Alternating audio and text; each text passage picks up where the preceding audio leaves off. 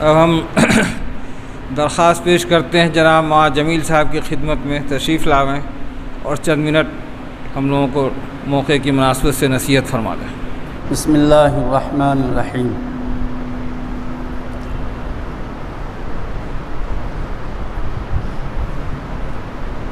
ابھی آپ نے سنا جناب مولانا سیف الرحمن صاحب ندوی دامت برکاتہم کی زبانی کہ موت ایک ایسی حقیقت ہے کہ جس کا انکار نہ کوئی کر سکا ہے اور نہ کر سکے گا۔ نوشِ رواں عادل مشہور بادشاہ گزرا ہے، اس کے دشمن کا انتقال ہوا تو ایک درباری مخبر نے آ کر کے خبر دی نوشِ رواں عادل کو کہ آپ کے لیے بڑی خوشی کی بات ہے۔ کہا کیا ہے بھائی؟ کہ آپ کا فلاں دشمن مر گیا۔ تو نوشِ رواں عادل نے کہا یہ خوشی کی کیا بات ہے؟ خوشی کی بات تو جب ہوتی جب تم یہ کہتے کہ اس پر موت آ گئی ہے اور آپ کبھی نہیں مریں گے، آپ پہ موت نہیں آئے گی۔ کیا ایسا ہم کیسے کہہ سکتے ہیں؟ تو بس خوشی کی کیا بات، آج اس کی باری ہے، کل میری باری ہوگی۔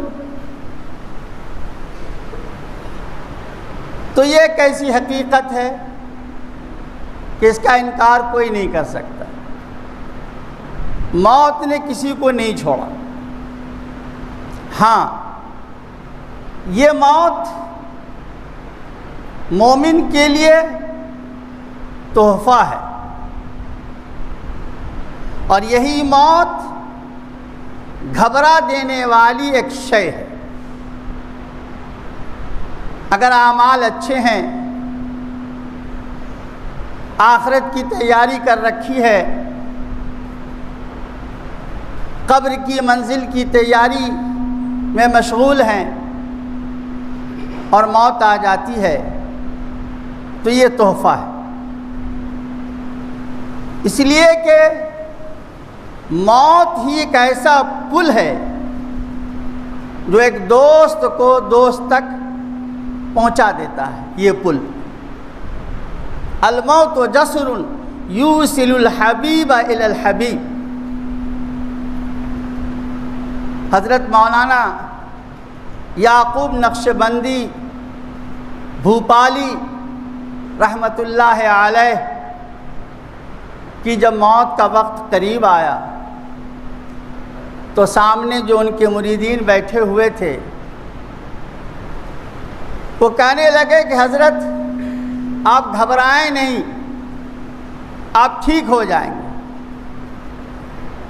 تو ان کو بڑا غصہ آیا اور انہوں نے کہا کہ یہاں سے تم سب کے سب دفع ہو جاؤ، چلے جاؤ۔ اور یوں فرمایا میاں اس گھڑی کا میں مدتوں سے انتظار کر رہا تھا کہ گھڑی کب یہ آئے، روح میری نکلے اور ہم مالک کے حقیقی سے جا ملیں۔ وہ گھڑی آئی ہے، تم تسلی دینے بیٹھے ہو، اس کا تو مجھے انتظار تھا۔ معلوم کیا ہوا کہ موت مومن کے لیے تحفہ ہے۔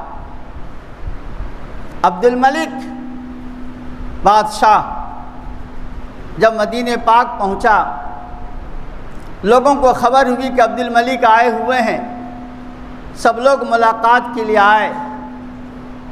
ان کے زمانے میں ایک تابعی تھے، وہ نہیں آئے۔ عبد الملک نے لوگوں سے پوچھا کیا کوئی تابعی ہیں مدینہ پاک میں موجود؟ کہاں ہے؟ تو وہ نہیں آئے میری ملاقات کے لیے۔ بلایا جائے۔ بلایا گیا، آ گئے۔ عبد الملک نے کہا کہ سارے لوگ میری ملاقات کے لیے آئے اور آپ نہیں آئے۔ تابعی نے یوں فرمایا کہ ان لوگوں کو ضرورت تھی آپ سے، اس لیے آ گئے، مجھے آپ سے کوئی ضرورت نہیں۔ بادشاہ خاموش ہو گیا۔ بادشاہ نے چند سوالات کیے۔ ان سوالات میں ایک سوال یہ بھی تھا، حضرت تابعی رحمۃ اللہ علیہ سے سوال کیا کہ یہ بتائیے کہ یہ کیا بات ہے، جب میں موت کی خبر سنتا ہوں کہ فلاں آدمی کا انتقال ہو گیا یا کوئی جنازہ گزرتے ہوئے دیکھتا ہوں تو مجھے بڑی گھبراہٹ ہوتی ہے، میں پریشان ہو جاتا ہوں۔ تو تابعی رحمۃ اللہ علیہ نے کہا کہ آپ کو موت کی خبر سن کر یا جنازے کو دیکھ کر گھبراہٹ اس لیے ہوتی ہے کہ آپ نے اپنی اس دنیا کو آباد کر رکھا ہے اور اس کے بعد کی جو دنیا ہے، قبر کی دنیا، آخرت کی دنیا، اس کو آپ نے ویران کر دیا ہے۔ جب موت کی خبر سنتے ہیں تو آپ کو وہاں کی دنیا آپ کے سامنے آتی ہے، قبر کی دنیا، آخرت کی دنیا، اور وہ ہے ویران۔ تو ویرانی کو دیکھ کر کے ہر آدمی کو گھبراہٹ ہوتی ہے، اس لیے آپ کو بھی گھبراہٹ ہوتی ہے۔ بادشاہ اس بات کو سن کر رونے لگا، اشکبار ہو گیا اور کہا آپ نے صدقت، سچ کہا آپ نے، میں نے اپنی دنیا کو آباد کر رکھا ہے اور آخرت کی منزلوں کو میں نے بھلا دیا ہے۔ معلوم کیا ہوا کہ یہی موت گھبرا دینے والی چیز ہے۔ اللہ تعالی ہم لوگوں کے لیے، تمام مسلمانوں کے لیے، تمام مومنین کے لیے موت کو تحفہ بنا دے۔ حضرت دامت برکاتہم کی نانی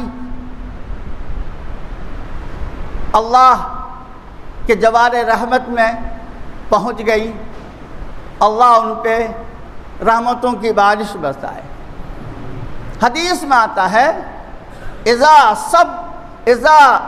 احب اللہ عبدا فصب علیہ البلاء صبا، جب اللہ کسی بندے یا بندی سے محبت کرنا چاہتا ہے تو اس پہ مصیبتوں کی بارش برساتا ہے، بیماریوں میں، علالتوں میں گرفتار کر لیتا ہے۔